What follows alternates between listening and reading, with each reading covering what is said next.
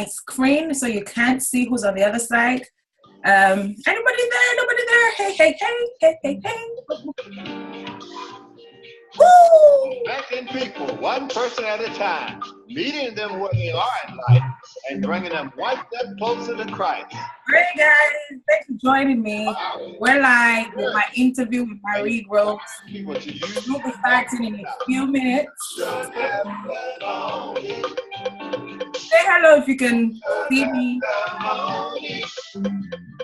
Hey, John, how are you? All the way from Houston, Texas. Thank you very much for coming on my live.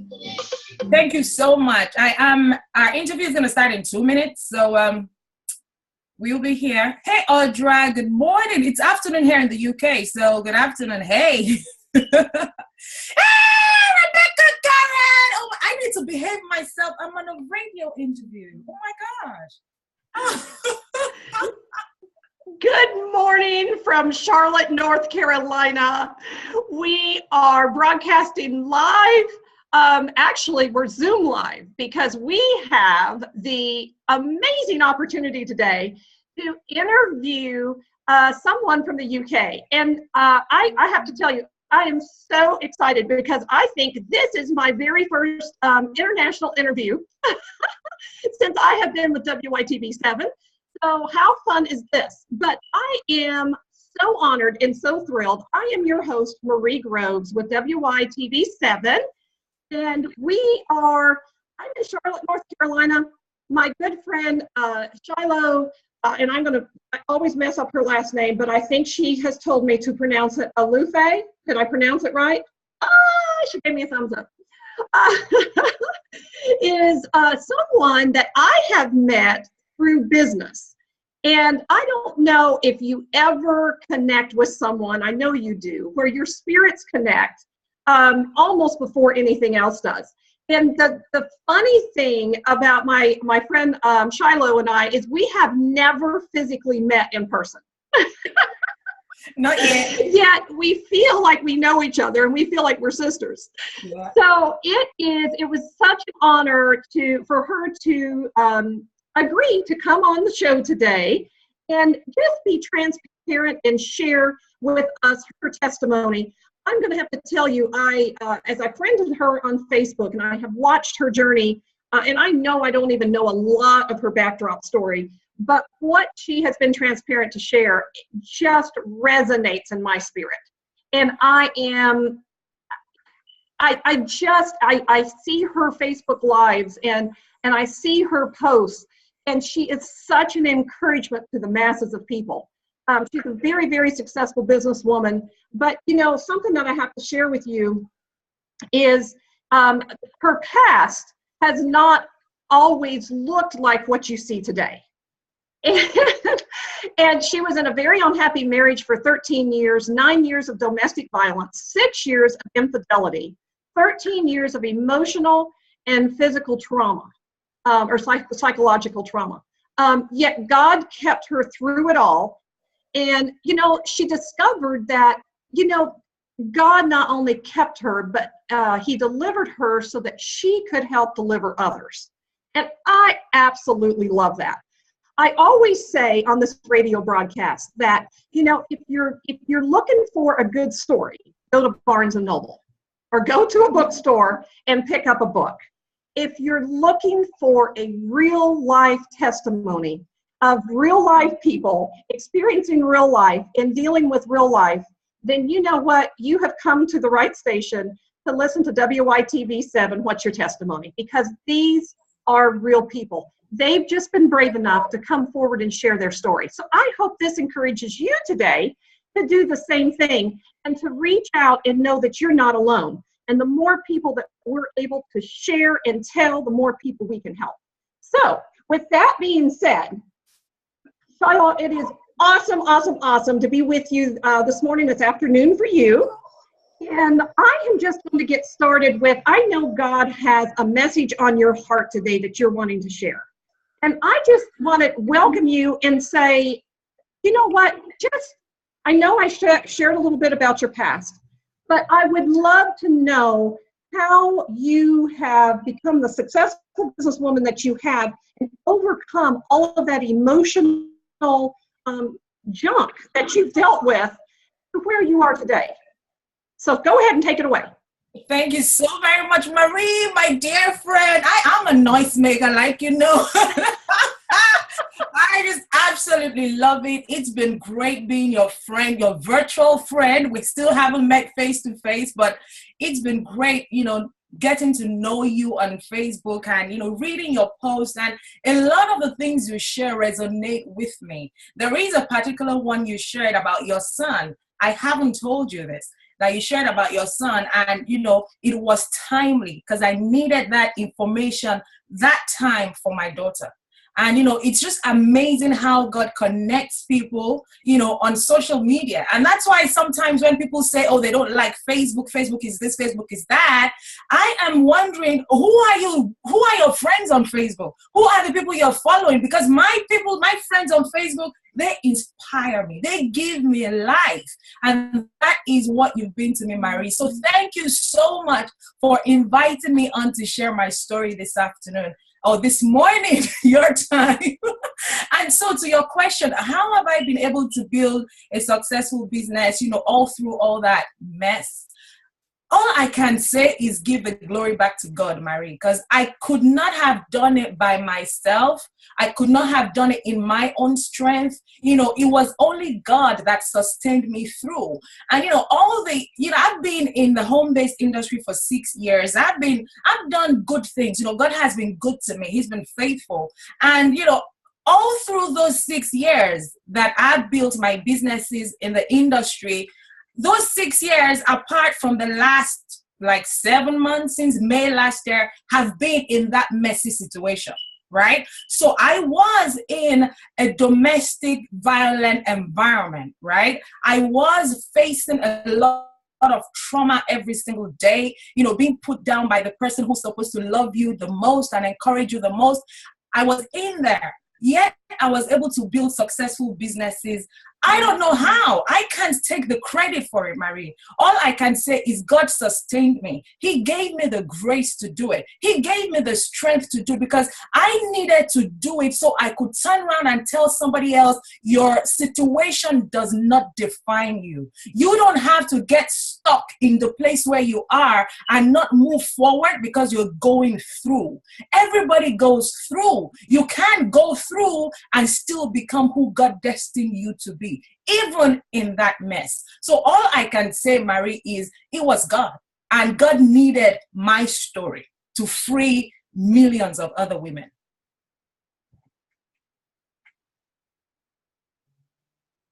Sorry, I muted myself out there.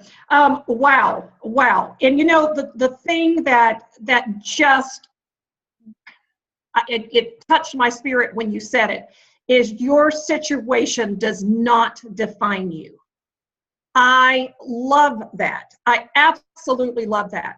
And that is so interesting that the story with my son and I made such an impact on you, because there's been so many things that you've shared that have made such an impact on me, because I have gone through, so you don't realize this because you and I have not really talked like this, but so much of what you have gone through is so similar in so many ways to what I've gone through. So you have been a huge encouragement to me as well. And I love what the comment that you said, and I'm trying to remember exactly the words that you used. But anyway, you said, don't get stuck. We're going through it. We're going through it. And so I want to ask you today, how do you, when you're in the midst of living hell, and that's literally what it is, how do you continue to go through and not get stuck? Because it is so easy to get stuck where we're at and we think it's the end. Absolutely, Marie. Thank you so much. That is a great question. Well, I go back to God as well. You see, I realize that it doesn't matter what anybody says about me. That is not me. It is what God says about me that matters. right? I have a background. I was brought up in a very strict Christian home. So I've been reading my Bible since I was a child. I was brought up in that environment, and for years, that was all I knew. However, oh my goodness, it gets to a point in your life when you have to know your God for yourself. The God of your father or the God of your mother or the God of your pastor will not work for you. You have to know God for yourself. Marie, that was what I had to do. In the times when I was going through and I wasn't getting all the support, and the words that were constantly being spoken to me, the way I was being made to feel every single day, I should have put my head under the duvet and stayed there forever. But I had to remember what God said about me, that I am a chosen generation. I am a princess. I am a royal diadem. There is treasure in me.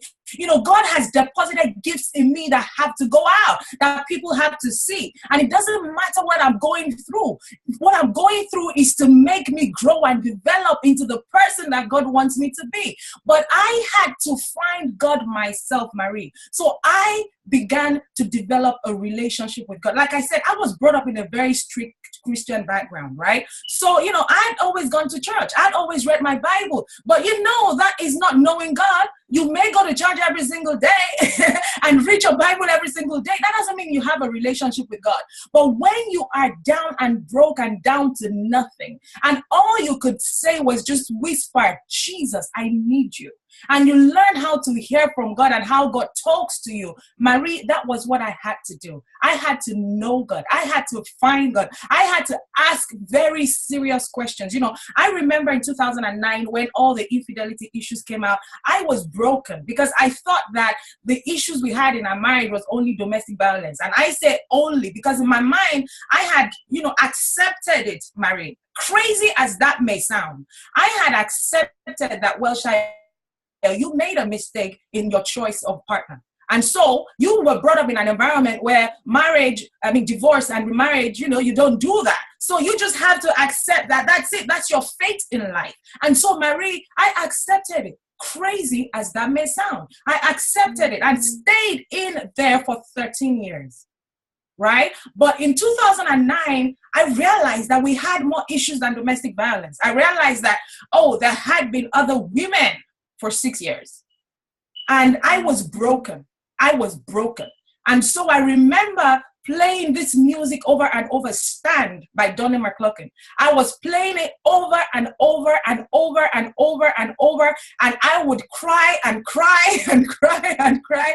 But I kept that song playing. I kept it playing. And that helped me through it. That made me stand. Because that song says, after you've done all you can, stand. In my marriage, I did all I could. I wanted it to work. I spoke with pastors. I spoke with people that I thought could speak with my ex-husband and make him realize that, his ways were wrong. I did all of that. I did everything. I initiated counseling. We even went for deliverance sessions, right? So that my marriage could work, right? But in all of it, I had to get to know God for me. And that was what kept me. Back to you. Wow. That is, oh my gosh, that is so amazing. Something, and you probably remember the Facebook Live that you did, and I'm trying to remember, several months ago now, probably. But, oh my gosh, it penetrated my spirit so much. But you talked about how the day you realized that you thought that you were staying in your marriage for your kids, but you realized that actually it was damaging your kids to stay in that marriage, and that you've even had some repercussions from that since. And I so related to what you said, but I just wondered, can you just touch on that a little bit? Because that was powerful, what you said. Marie, like I said, I grew up in a very strict Christian environment, right? And so my background was, no divorce, no remarriage. And also, you can imagine this combination, strict Christian background and then an African woman that was born and raised in Africa. Now, in Africa, you stay in your marriage, regardless of what is going on, right? And then people will tell you, even if you're having issues, you're unhappy, things are happening, people will say, stay because of the children. And, I grew up hearing that. My parents' marriage wasn't, stormy. It wasn't, not that my parents went through any of the things I've been through, but, in my environment, in my culture, I heard people saying that over and over again, you stay because of the children. And so I believe that it was already in there in my subconscious, right? Which is probably one of the reasons I never looked to leave, right? And I was happy. Well, not happy. I wasn't happy in that marriage, but I had resigned my fate to a bad marriage, right? And I had decided that, well, I want to find my happiness in other things, maybe my business, right? Maybe the people I'm connecting with, maybe sharing my story and encouraging women out there that, when ladies say, oh, Shai, I'm going through this, I'm going through that. I'm like, you're going through what? Oh, you need to hear my story. So I had resigned myself to living that kind of life. But then in May of last year, it struck me, Marie. I had no clue, and I do not know why I did not connect it. But I did not see, for 13 years, I did not think that there could be a connection between raising my children in a dysfunctional home, in an abusive environment, and their behavior. I didn't see it.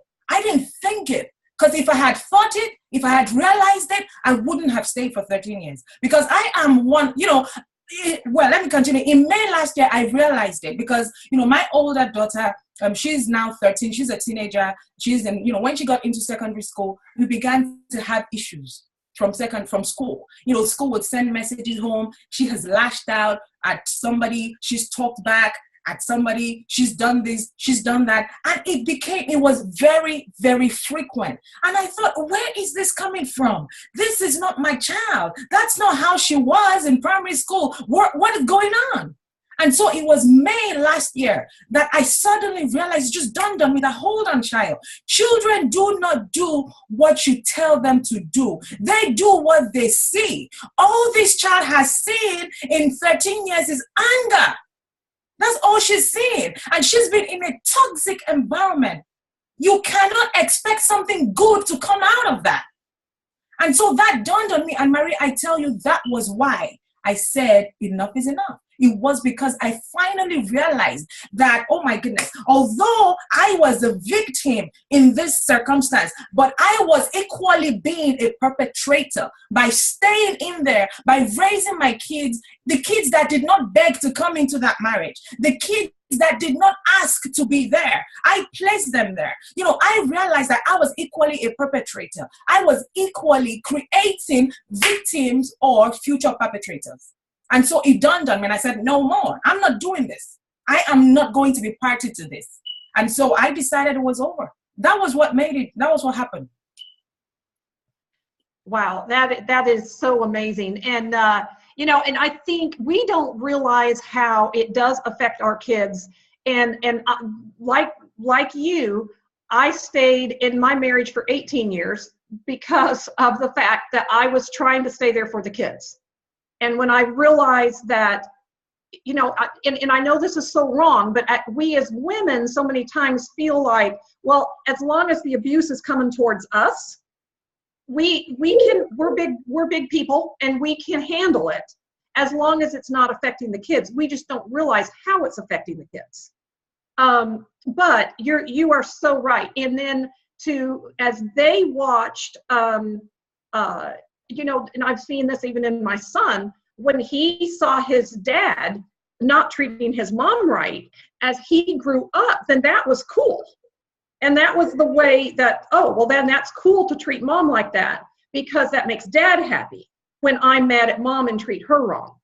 And so, of course, that's a whole other set of issues.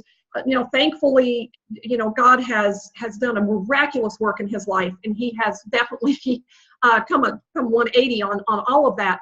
But you're right. I remember my counselor told me one day, and it just hit me so hard. She said, Marie, she said, by you continuing to allow this to happen, you are actually contributing to his issues because you're not drawing a line in the sand. And I didn't want to hear that. And it took me a while to accept that. But It's just the truth of life. I love what you said when you were talking about, how you've gotten through this, that, you had to come to know the God for yourself. You had to come to know God for yourself. You couldn't use your parents' God. You couldn't use your pastor's God. You had to come to know God. So my question to you is, for those out there listening that say, I hear you, and I want to know God. I want to get close to him. I want to be able to be strong and like you, and move through this and not get stuck. I need to get unstuck, but I need to know God. What are 3 top things that you did that really helped you build your relationship with God? Thank you very much, Marie. Great question. I started reading my Bible more, because that is God's word. That is what he says. Everything he says about me, about every situation I could go through, is already in his word. So I had to open up that Bible and get reading, right? And then I had to pray. And, prayers, growing up, like I said, in a church environment, I was taught to pray in a particular way, until you shout and scream and, do everything. It's like God is not hearing you. No, it's from the heart. It's from the heart. So I just had to learn to connect with God from my heart. And I'm like, God, this is me, your daughter. I am in a mess. And I don't know what to do. I don't know who to turn to, but I just need you right now. I need you to touch me where it hurts. I need you to pour the balm of Gilead where the pain is, because I cannot handle this myself. And so it was just heartfelt connection to God. Now, I am a worshiper as well. I love music. I sing. And so that played a huge part in, getting to know God as well. I'll just sing and just worship and cry to God and just be there in his presence. And, believe it or not, I was able to write a lot of songs during that time, because I connected to God. I connected to God. And so, I would worship and worship and worship. But another thing that, you asked for 3, I've said 3, but I'm going to say this last one, because I think it's going to help somebody out there. I remember when we had the infidelity issues when it came out, and, I was struggling, and somebody that God sent my way who helped me through that time, she said to me, Shaya, you have to forgive this man, and you have to pray for him. I was like, what? Pray for who? You are kidding me. Pray for who? She said, until you pray for him, you have not forgiven him. My God. Marie, I wasn't ready to hear it. I wasn't ready. I'm like, he has dealt with me so badly in all these years. He's done this, he's done it. Pray. But one day, I was driving down, I was still working then. I was driving from work and going straight to this friend's house. And I don't know what caught me. I was singing as normal, and something caught me in the car as I was driving, and I could not help myself. And I just began to pray for this man. Oh my goodness. I was praying. I'm sure the drivers driving past me will be wondering, what is wrong with this mad woman driving? You had better park somewhere. There's something wrong with this woman. But I began to pray, like when you are interceding and you are in agony and praying for somebody. I began to do that for him. And I don't know what I was, it wasn't like I was praying for anything in specific, but I think I was saying that God should just reach out to him, because he needs help too. It's his son. He's God's son. He needs help as well. That God just reach out to him and touch him wherever he needs to be touched, and heal him of whatever it is that's causing him to do this thing. So I was able to pray for him. I was able to forgive. And I believe that also helped me. Oh, wow. No, you're exactly right. And I know we've got to end our time together, and I hate this because, oh my gosh, I think we could go on for another hour. But but yes, I have heard it said so many times that forgiving someone does not make it okay what they did, but it frees us from the prison of unforgiveness, bitterness, anger, all of those things. And I totally agree with you. I had to come to that point in my life as well. And it's very freeing when you get there. Oh my gosh. Shaya, I just cannot tell you how much I appreciate you I know your time is very valuable, and yet I know your heart for women. I know your heart for people. I know your heart for encouraging others. And I just appreciate you coming on and being transparent this morning. As I said in the beginning, this is WYTV7. The show is called What's Your Testimony? And I would just like to say today that if Shiloh has encouraged any of you today to come forward and share your testimony, would you contact us? Because we would love to hear your testimony. We would love for you. There's something very healing about talking about what has happened in the past and how God is bringing you out of that. There's something very healing about that. So we encourage that here on the show to jump on and be transparent and share where you're at in your life, because you never know who you can reach back and help get through the exact things that you're going through. So thank you again for tuning in, WYTV7. And we all the way to the UK and our friends across the pond, we love you so much. And we thank you for all your encouragement that you send out every day. Your heart for the Lord, I know you are touching the masses. And I know that what's awesome to me is, I know we've connected through business, but I know that the best is yet to come. And Shiloh, I'm telling you right now, I don't think the world has any idea the masses that we're going to touch together, because you and I have a story to tell. And we are not going to be quiet until everybody hears our story and hears about a God that can help us through it and can help us be victorious on the other side and live our lives well. So thank you, thank you, thank you, thank you. Have an awesome weekend, and we will talk soon. And from Charlotte, North Carolina, WYTV7, What's Your Testimony? Make it a great day. Thank you so much for having me. Thank you. What's your testimony? The show where we listen to you. Right, so to my Facebook friends still watching, please go ahead and share this live. Meeting them where they are in life and bringing them one step closer to Christ and His glory. Empowering, encouraging, and inspiring people to use their God-given talent. What's your testimony? What's your testimony?